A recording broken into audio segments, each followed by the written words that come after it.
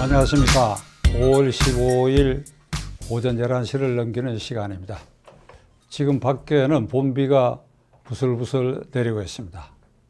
이것이 농사에도 유용하지만은 어쩐지 구름이 낀 하늘 그리고 내리는 부슬비, 오늘 우리가 살고 있는 이 공동체에 걱정거리가 너무나 많은, 우리를 우울하게 하는 봄비처럼 느껴지고 있습니다.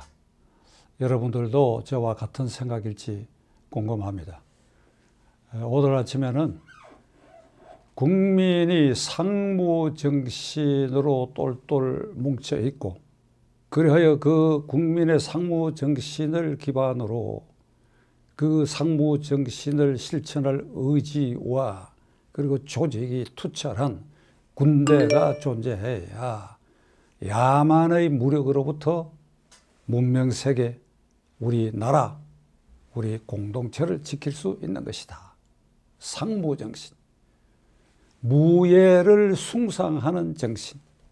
그래 모름지기 그 국민 위에 탄생되고 운영되는 군대는 첫째도 상무정신, 끝도 상무정신으로 무장해가지고 어떠한 돌발 상태에도 대비할 수 있는 강력한 정신력과 훈련 그리고 조직화된 전력을 보유하고 있어야 되는 것입니다. 제가 이 얘기를 꺼내는 것은 아마 여러분들 짐작하실 것입니다. 지난 5월 3일 휴전선 최전방 육군 모 부대의 전방 초소 GP에 대응 지점에 있는 북한의 GP에서 고사총이 발사됐습니다. 처음에 합참은 어떻게 발표를 했냐? 북한의 고사포 사거리가 미달하기 때문에 이것은 안개도 낀 날이었기 때문에 우발적인 사고로 본다. 이렇게 처음에 발표를 했습니다. 그러나 진상조사 결과 어떤 것이 나타나냐? 북한의 고사포 유효 사거리는 3 내지 8km이고, 그리고 놀랍게도 우리 GP에 북한의 고사총 탄착 흔적이 4군데, 그러니까 총알을 맞았다. 탄착 흔적이 4군데 있는 것이 발견됐기 때문에 이게 우발적인 일이었고, 북한의 고사포 사거리가 우리에게 미치지 못했다. 그냥 총소리만 났던 것이다 라고 했던 것이 그것이 아니라 총알을 맞았다. 이게 발견이 됐습니다. 그럼 우리 군은 어떻게 했느냐? 대응 사격을 했느냐? 대응 사격을 했어요. 몇 분 만에 했느냐? 22분 뒤에 했는데, 우리 군이 보유하고 있는 기관총의 뇌관 격발 장치의 그 공이, 때리는 이 공이가 이 고장이 나가지고 이게 부스러져 가지고 격발이 되지 않았다는 것입니다. 여러분 놀랍지 않습니까?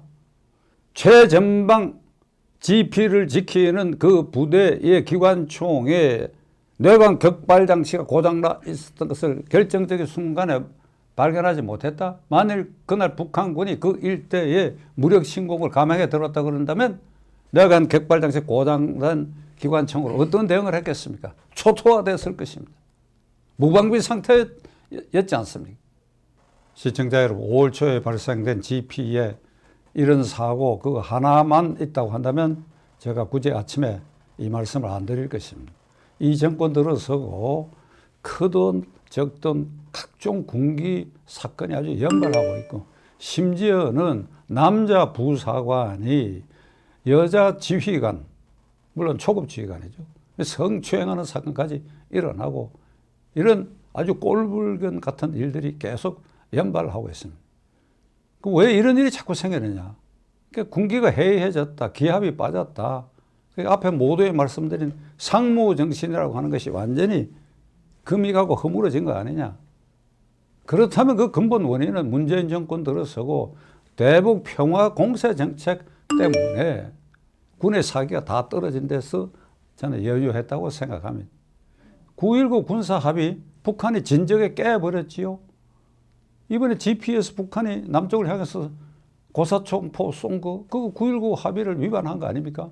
그것도 9.19 합의라고 하는 것이 북한의 정치, 군사, 정보 모든 중심은 평양 주변에 있는데 우리는 서울 주변에 있고, 그 휴전선에서 서울시청 앞까지 40km 내밖에 되지 않는데 이 휴전선 주변에 남북이 공동으로 일부 무장 해제하고 특히 공중 정찰을 못하게 한 것은 북한은 지휘부와 핵심부가 그로부터 200km 후방에 있고 우리는 바로 딱 붙어있는 지점에서 터무니없는 군사 합의를 하고 초소도 많이 없애고 임진강 입구에 이렇게 북한군 침을 예방하는 여러 장치들도 전부 해체해버리고 이렇게 전방 지휘관들이 어떤 의미에서는 이 정권의 평화 공세에 발을 맞춰줘야지 무슨 사고가 나더라도 함부로 북한에 대해서 매뉴얼대로 대응했다가는 오히려 큰일 나는 거 아니냐.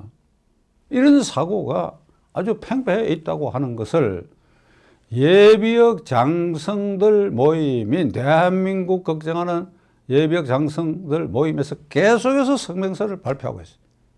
거기에다가 지난주에는 수도권을 방어하는 수도방위사령관 군단장급 육군의 별 3개짜리 자리에 수도방위사령부가 생긴 이래에 전방 실병 지휘 경력이 없는 전방 사단장 또는 군단장 경험이 없는 국방부에서 9.19 군사합의의 협정에 관여했던 그냥 책상머리에서 장군이 된 사람을 중장으로 승진시켜서 수도방위사령관을 임명했다. 이게 군 내부에서도 지금 엄청난 말썽이 되어 있다는 거 아닙니까? 그러니까 문재인 정권 대북 군사정책 그리고 국방계획이라고 하는 것은 이처럼 점점 평화 모드로 해체하고 마사지해서 부드럽게 만들고 이번에 전환기본소득 3차 추경을 만드는 데 있어서는 최신 미 공군기를 도입하는 데 있어서 7천억인가 8천억까지도 감액하겠다고 하는 것이 발표되는 이런 지경입니다.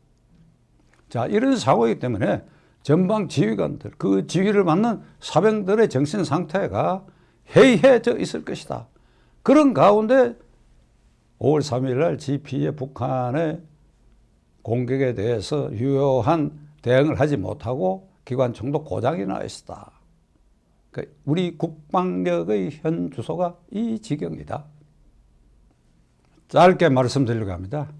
상무 정신이 결여된 국민 그리고 그 위에 군림했던 국가 지도자들 우리가 역사상에 어떤 일을 당했는지 간단히 말씀드리겠습니다.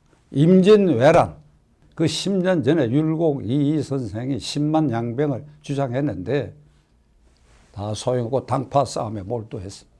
일본군이 부산에 상륙해가지고 보름 만에 서울까지 올라왔어요. 그러니까 보병 속도로 아무런 저항 없이 그냥 걸어왔어요. 저기 수안보 근처에 신율 장군이 일시 한 300~400명을 가지고 저항을 했으나 그냥 뚫려버리고 말았습니다.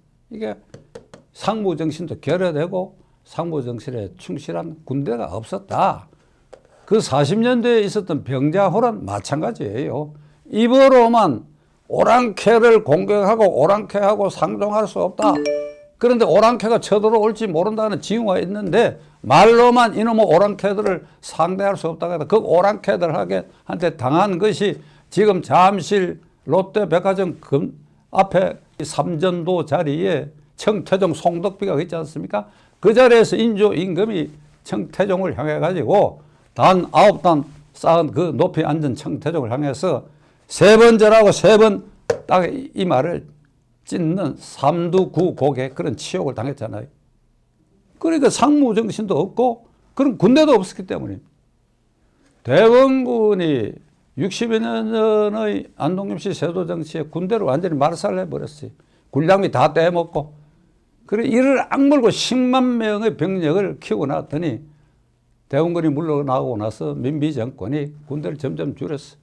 군량미 다 떼먹고 그 이모군란이 일어나고 그래 1895년에는 경복궁을 지킬 군대가 없어. 그래야 국왕모 그러니까 중전 마마를 지킬 임금을 지킬 군대가 없어가지고 불과 100여 명의 일본 낭인들한테 경복궁이 뚫려가지고 민비가 시해당하는 일을 경험했고 그리고 한일 합방을 당하고 말았죠. 그러니까 조선 중기 이후를 바라다 보면 상무정신 흔적도 없어요.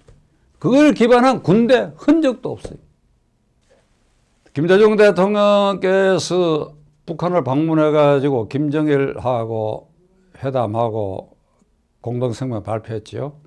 그때 텔레비전으로 김정일의 육성이 나온 바가 있는데 김대중 대통령 앞에 앉혀놓고 하는 얘기가 웃으면서 저의 힘은 군력에서 나옵니다. 이럴 때 웃으면서 군력, 군대의 힘이다. 이게 군대의 힘. 군대의 힘으로 김씨 세습 왕조를 지키고 있다. 김정은도 마찬가지예요. 군력이지요. 지속적으로 탄도탄 핵무기 개발하고 이걸 무기화해갖고 체제를 유지하고 그래야 그 기득권 세들이 잘 먹고 잘 살고 하는 거 아닙니까? 그러니까 이런 집단을 대상으로 해가지고 우리 국군이 현재적 적이 북한이죠. 김정일 군대죠. 현재적 적. 현재적 적이 없다 하더라도 잠재적 적은 있기 마련인데 지금 오늘 이 순간에 있어서 문재인 대통령의 최고 사령관인 이 대한민국 국군의 상무 정신이 어느 정도 투철한가? 저는 의문을 가질 수밖에 없습니다. 대통령께서 이 제 말씀을 한번 참고를 해 보십시오. 지켜보겠습니다.